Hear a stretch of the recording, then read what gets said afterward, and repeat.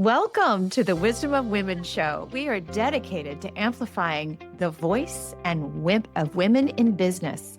A new model of leadership is emerging, and we are here to amplify the voices of women leading the way. I am your host, Coco Zellman, 5-time founder, impact investor, and creator of the Force for Good system.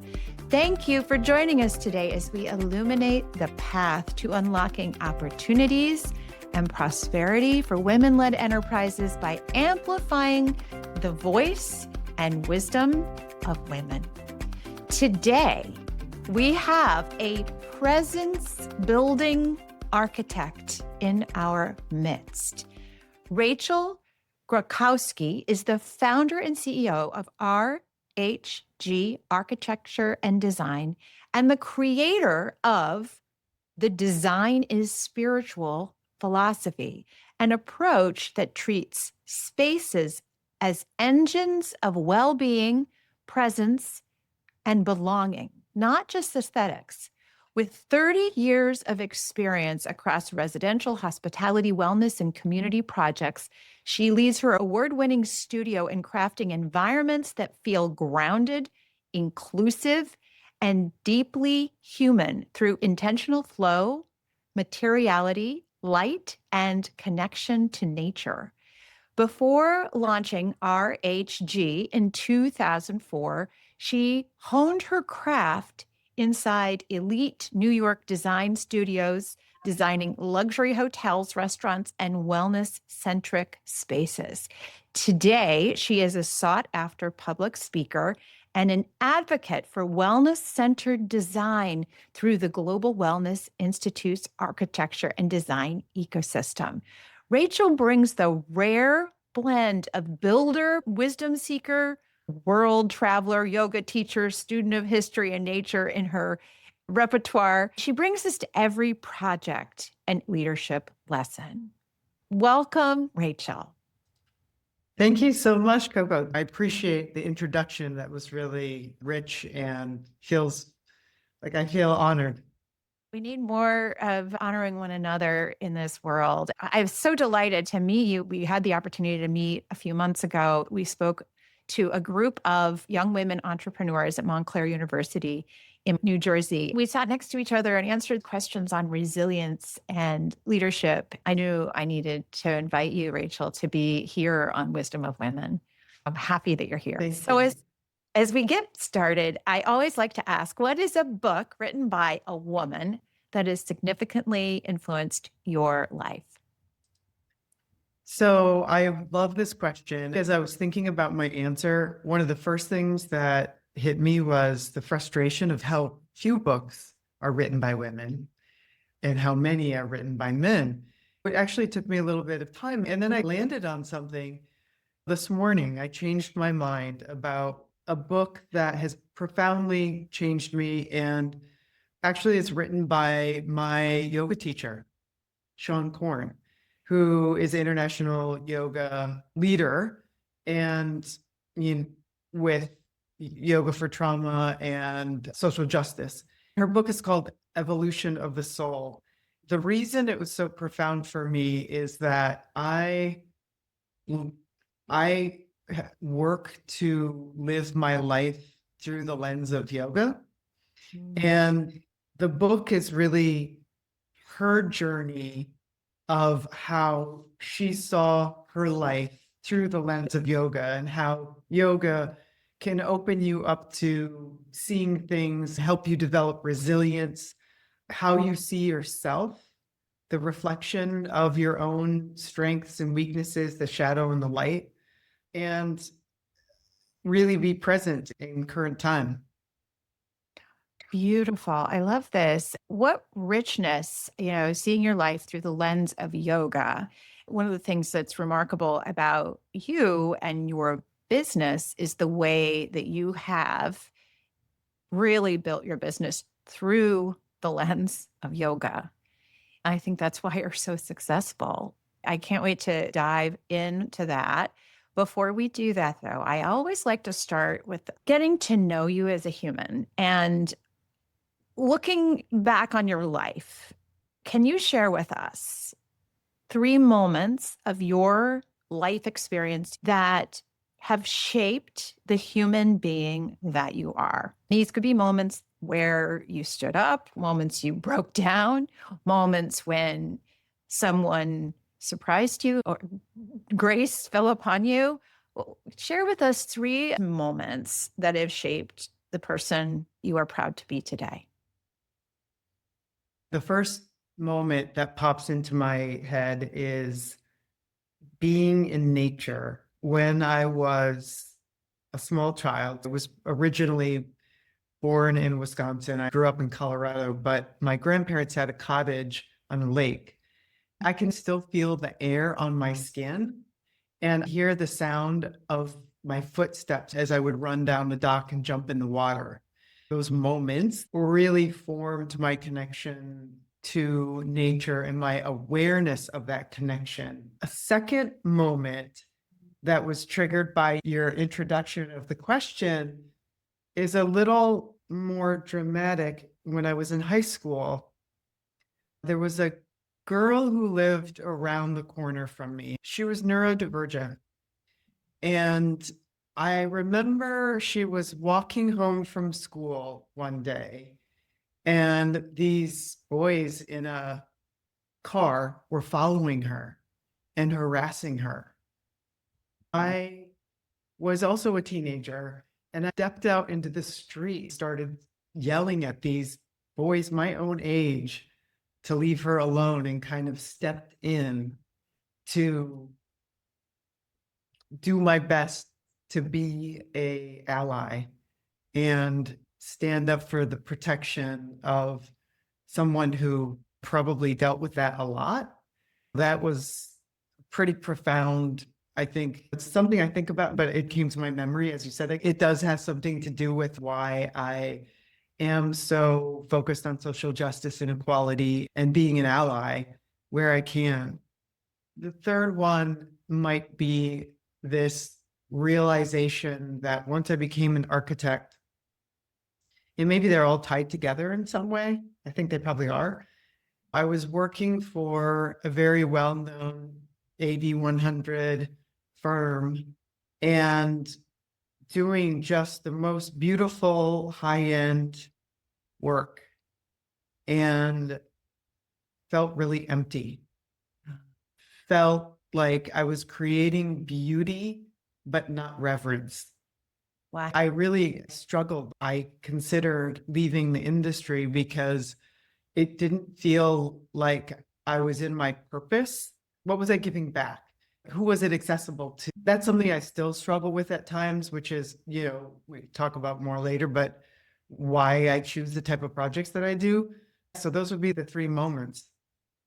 Wow. I love how you described being a child and remembering the way the air felt on your skin and the feeling of your feet as you were making your way on the dock to the water. I love lakes, and how profound that you were able to make that visceral connection so early on. When you told this story about the neurodivergent girl, you really opened up my heart. We need more bravery in our lives, and we need it to come out of ourselves. I wondered, as you were telling the story, was it something that you just couldn't help yourself? It was just an impulse. Did you think about it? Were you scared? How did you feel in that moment when you were standing up for this young person? I don't think I thought about it. Yeah. I think it was visceral. It's not the last time that I did something like that. Sometimes, quite frankly, to my own danger. The gift in there for me is not filtering, oh, maybe this isn't safe for me. Sometimes the protection of others should come before our own need for safety. Even if it's not your child, your parent, or someone you love, to me, it's part of humanity. We need that in business. We need that fundamentally in the way we create prosperity for ourselves and for others. And when that's missing, there's beauty, but no reverence. That's powerful. I'm going to have to meditate on that. For a lot of the women founders on my show, the difference we want for our businesses to create reverence, to have meaning and purpose if it's just functional and there is no reverie, there's no transformation, there's no elevation, there's no, deeper rising the tide. It's just not that interesting. It's flat.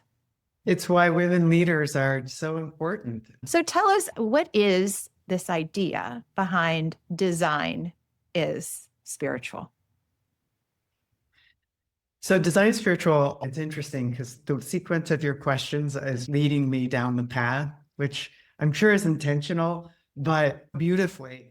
Design is spiritual is everything we've already talked about, right? Like it is a process of engaging in design. And it's actually not just design, it's also practice. We are looking to engage the senses, engage the purpose of the spaces we're creating for the individuals we are creating them for. We have like 12 different objectives or goals, or cues is maybe a better word because not every project hits 12 of those. And I try to not be terribly formulaic because even putting those 12 cues together was a little difficult for me because it's very, there's a lot of energy exchange in the process of design, or at least the way that I and our team, myself and my team design. And it becomes about understanding the history of place, which could be the history of a family, business, that reverence for what that means. It's thinking about the wellness and well-being of the individuals through materiality. You could say sustainability. I tend to lean towards regenerative, but it's healthy materials, it's nature, it's biophilia, it's about community, it's asking questions about if we're working family home, what does time together look like? So you might, some families when they're together might be doing a puzzle. One person's in the corner reading a book, another person is doing some research, and another person might be cooking, and that's togetherness. It's individual to each family, and it might change over time, but those are things that are really important. We go through this trajectory to understand and then to craft. We weave in wisdom traditions into, maybe it's a floor plan, maybe it's the land, or maybe it's the dialogue, talking about the energy. I just had that situation where a client, we had actually come up with a floor plan kind of based on these principles, a little bit of time lagged in between, and between construction and that layout, that design. And the client came back, and this is an existing house, and said, I really want a door here. I want it in this location. I said, listen, I disagree. The reason I disagree is it's very poor feng shui, and it doesn't support, like, I know you now well enough to know that, like, you're building your legacy, you're building your family wealth, you're building the history, the future for your children. And this space is going to be used for not just your home, but when you have fundraising events, the family is very interested in supporting nonprofits and different efforts. And I was like, this is just not the place to have a door because all the energy is just going to be lost. It's not held. And I said, it's really about the feng shui. And, he said, I do care about that. I hear what you're saying. For myself, I have to go research it now. About 2 hours later, I got an email back saying, I get it. Now I totally understand feng shui. That completely makes sense. Yeah. So I love listening to everything you're saying. What I notice is how powerful this construct of design can be put into so many different contexts. The idea of design and practice, you're creating space, and then happens in the space to the yoga piece. What are the practices that create the things you want to have in your story? And I'm thinking about some of my listeners who are founders. When you're creating your business space, all the spaces, the virtual spaces, the physical spaces, the places that your customers come, and whether it's again virtual or physical, your team, where they work and in what spaces, how they work together, all of that design matters. Especially when we're working with the retail client or hospitality client. I'm talking about that is, first of all, the energy process and the design of the experience from the moment that your customer steps out of their car or off of the public transit, like whatever that or puts their hand on the door, that's the beginning. Thinking through the spiritual and the process aspects starts then and needs to go not just into what their experience is, but what your staff's experience is, the way you organize elements in your space. And that might be functional elements and it might be aesthetic elements, right? And it's kind of why I use the word regenerative to some extent, because I think regenerative is not just your space, the materials you use, its economy, its collaboration, its reverence, understanding of the earth and its gifts. And it's about being in present time, returning to this collective businesses that see themselves as this collective integrated, not just with each other and their customers, but a larger field, do feel purpose and are more successful and ultimately have a different feeling when you experience that. Completely, right? We've all had that experience, or we've been in a home where we really can regenerate, where we can feel beauty. We can take a deep breath and feel it in our heart, the calm, and we can feel the love we've had for our families, our children, or our team members, or just fellow man if we're out in the world. This is why I was so fascinated about bringing you and your wisdom to the conversation, because you've built a remarkable company that supports and sustains you and your family. You have prosperity for your clients, and it can work. Talk to us a little bit about this. Talk to us about how you've made this a fundamental piece of your recipe for growth, for customers, for success in whatever way you want to. That's a funny word to me, but success. Well, I think it's an evolution, right? Our lives, our businesses, our families continuously evolve. In that evolution, there are certain things I commit to and Yes. keep going back to. One of the things, and I just wrote this down because I was remembering it from a couple of years ago. It was like something in the studio, I'll often talk about my personal philosophies, kind of trying to share it with everybody. When you start to see that work is love in action, you can stay focused. It's always about coming back to center.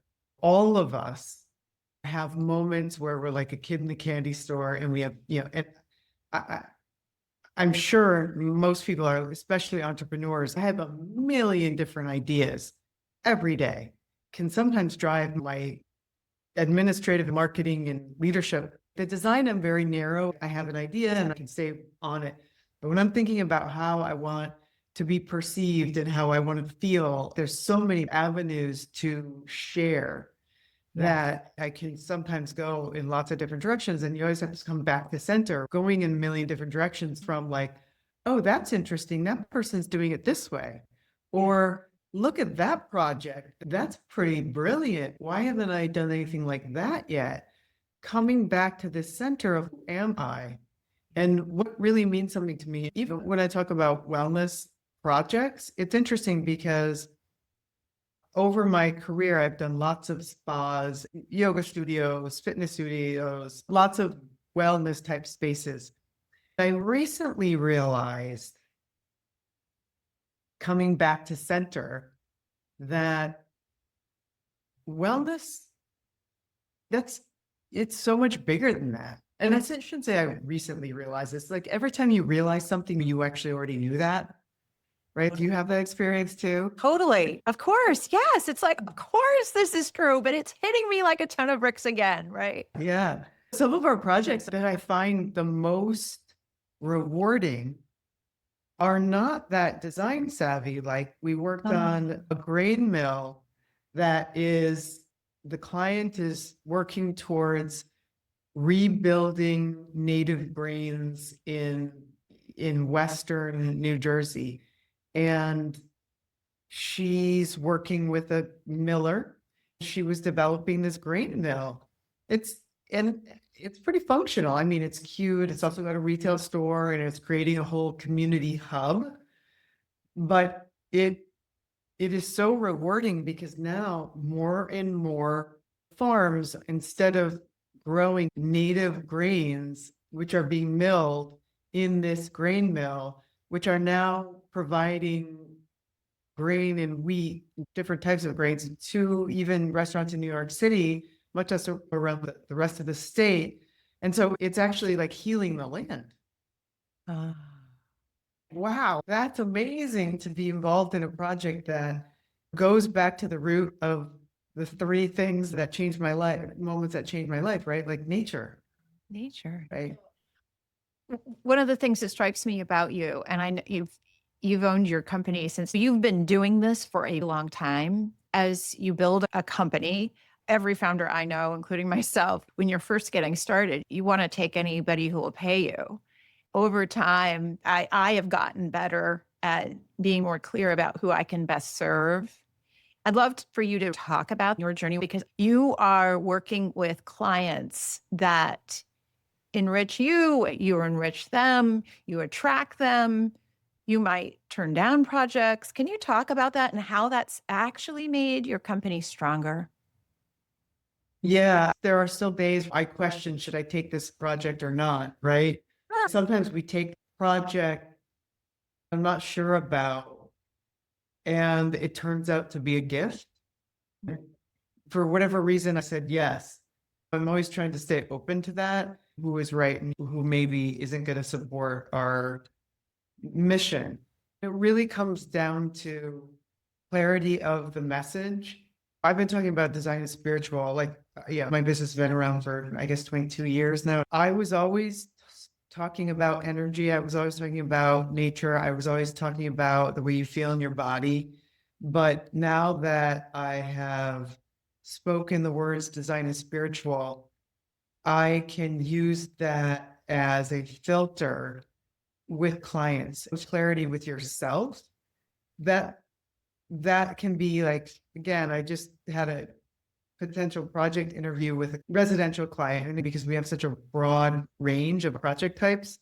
We recently redid our website and it really starts with what design spiritual is, right? And we've noticed that most people don't get off first page. They don't even go into the portfolio, which I find really interesting because this residential client basically found us not through word of mouth, but ended up on our website and saw our values and our mission and was like, that's what I want. And so I think I think it is, I think maybe when we were on the panel together, I might have mentioned that when I first started talking about design spiritual, people were like, shh, Yeah. you shouldn't say that out loud. Like that you're going to scare away clients, Yeah. and I think when you're new in business, I get it because you need to sustain yourself. But once you've been around a while, it's kind of like take it or leave it. I actually would rather not have a project that isn't in alignment because I can't fulfill their dreams. They don't have necessarily have to understand, but they have to want to understand. Yeah. And that is coming back to purpose, mission, and values. If you can't create the transformation that's in your promise as a company, then it's not a win, even if you exchange money. It Mhm. just isn't a win. I think that is one of those lessons that when we follow that, when we use the words that are most accurate and even, people don't like them. Some people won't, and other people will be deeply attracted. And our real brand, our real story, if we build environments as a mirror for what we believe, what beliefs do you think founders must release to scale their companies, create prosperity? What beliefs must they practice until they become, what can they do? How can they use their environment as a mirror for growth? And how can they reset their environments to help them break through? Setting the environment. So how do they focus on? And of course, you can see my back desk has a bunch of papers on it. So this is maybe not the best example, but I do think it's like editing. I was talking about this the other day. I actually had another podcast the other day, and I was saying that sometimes our space can be too constrained, and sometimes it can be too abundant. Hmm. You have to find the middle ground or meet yourself where you're at. I was talking about how, as an architect, you're taught to be very rigid and linear. We're in a moment where we're softening, even if the whole industry is looking at curves and color, trying to get back to this ephemeral idea. It is about writing yourself. And so in your business environment, you need to find that softness, but also with clarity, right? And that's aesthetically, right? And it depends what your business is, right? If your business is a wellness space, you're probably not going to have a lot of clutter. You're going to have lots of curves and textures. But if you're, and maybe that's true even if you have a law office. Yeah. Yes. You know, Yeah. Yes. what do you want to tell your client? In school, they would say, oh, it's a bank. You need it to be stable and you've got to do this and this. Or maybe nurturing. Maybe it needs to feel like a wellness space, even though it's a bank, right? Yeah. Isn't money financial wellness, right? You have to start questioning, how do I want what does the space feel like? And is it in alignment with not what society says it's supposed to be, but what I feel like it should be, what I want? I think it's always about creating the environment that you want, not that you think other people want. And that helps. As a practice, Yes. ritual is really, really important. My personal rituals are, in the morning, I get up pretty early. I have my gratitude journal, then do a little bit of reading. I've got stacks of books all over the place. I slip in a few minutes of meditation. And if it's possible, I go outside for at least 5 minutes. It depends on the time of year. Sometimes I light a candle, anyway, just different things, kind of adjusts a little bit. But it's really that ritual that's setting me up for the day is really helped me grow my business, stay in my lane, keep all the noise out, remind myself of my purpose. And I think that helps businesses grow. It's easy to create your mission, but if you don't follow your mission, which a lot of us don't always. Mm-hmm. I've had people say to me, you write your mission and then you put it in a drawer and you never look at it again. Well, then maybe you need to change the mission. Mm-hmm. Or how do I embody that mission? One of the things you said that I want to go a little further on, I love that you talked about practice at the beginning and brought it up again now, and the word ritual. With founders I work with, I talk about creating rituals, daily, weekly, monthly, quarterly, annual rituals. Companies do this stuff all the time, but they're dry, not rituals. They're meetings, and they don't have deeper meaning, and they don't have mission or purpose woven necessarily into them. And when you were talking about how you talk to your team about your beliefs and philosophy, you are taking time to create space for them to understand what design is spiritual means. Can you talk to us a little bit about how you do that with your team and what that looks like? I like to have KPIs connected to values and purpose, because people do stuff that is part of their ritual, part of what they're reflecting upon. So I'd love for you to talk about how you teach your philosophy to your team.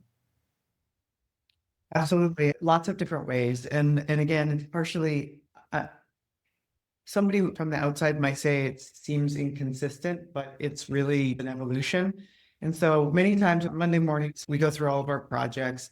And oftentimes I'll start with like, I was sharing something about what I was reading, either over the weekend or in the morning, and a reflection I had. Some days of the week, I go for a walk before work.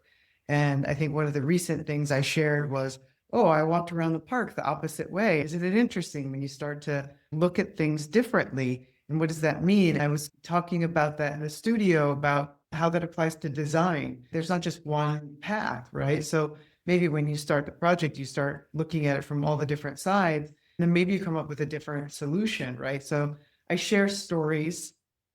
I also ask them to share stories. Yeah. So this doesn't happen at all the meetings, but it may be quarterly. Either I'll send out some questions before the meeting, or sometimes to their probably shock and horror, I'll like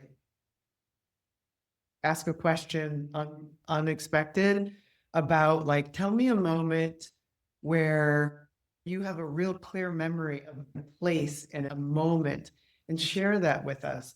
Part of that is trying to get them in their body and to understand that what we're trying to do is create sensation. And when you are aware of the sensations in your body, that's how we start to understand when we feel good and not good, right? Or angry or happy, comfortable, safe or not safe. And that's super important in architecture and design. And the other things that I will do, I actually have a couple of sound instruments in the office. So I have a singing bowl. And if I feel the energy in the office is tense, maybe we have a deadline, I will start playing the singing bowl. Or if I just my office has a glass wall. And if I'm on a tense conversation with a contractor or something, and I know they can all hear me, at the end of it, I'll gong the singing bowl to break the energy, right? To shift it. So people know like, okay, that's that. We've got a tuning fork in the conference room. I also try to create experiences of wellness for the team. We recently have a nonprofit park close by. It's a garden. We did a tour of the garden, walked through different areas, talked about the history of the place, the family, the development, and then at the end of it, kind of sat and had lunch together and talked about moments in nature and how they were profound. Everybody's story was so vastly different. Yeah. It's an exchange. It's not one-sided. It's not always just me talking, because it doesn't always land. One of my teachers used to say, or a lot of the teachers will say, they could say the same thing in class every week, and all of a sudden you heard it. And now it's meaningful to you. I have to invite them into their own experience and ask them to share that with me. I learn from them too. Of course. That is so wise and so brilliant. Thank you for sharing that, really, because it is a purpose led initiative, business, organization embodied. I appreciate your sharing all of that. So I'd love to move now to our fast fire round. I have 5 questions for you, Rachel. I invite you to come from whatever shows up, 5 questions, short answers, 5 words or less. This helps us to get to know you in a more specific way. What is one material you love because it feels alive? I love very organic, expressive wood that is plain sawn. You can see the cathedral, the grain. Beautiful. What are you craving most right now? Morning sun. What sound instantly tells you a space is working? What sound? It's all stillness. Stillness. What is a tiny ritual you use to reset when you feel overstimulated or off center? Singing bowl. Beautiful. Finish this sentence. Design is spiritual because. Because it's who we are. Yeah. Spiritual Well, beings. I love this. I love this. I thank you so much for all this. How can our listeners and viewers learn more about you, your company, and your wisdom? Thanks for asking. We're on Instagram at RHG Design, and our website, which has the 12 different cues right there on the homepage, is rhgdesign.com. And We also have this available deck of cards called Design Spiritual Cards, and there's 52 in there. There are 52 bits of wisdom related to design and presence. And they're available off our Instagram. Wonderful. I'll pull the link and put it in the show notes. That's so cool, and a way for us to embody the wisdom you're sharing with your clients. I know sometimes you're out in the community and you speak publicly. I'm hoping I can get you to come into New York one of these days and speak to our founders here. We'll stay in touch, Rachel. This has been a gift and a blessing to be with you. Thank you for sharing your wisdom today on the Wisdom of Women show. Thank you, Rachel, for illuminating the path to unlocking opportunities and growth and prosperity for us all. I value your wisdom and appreciate you.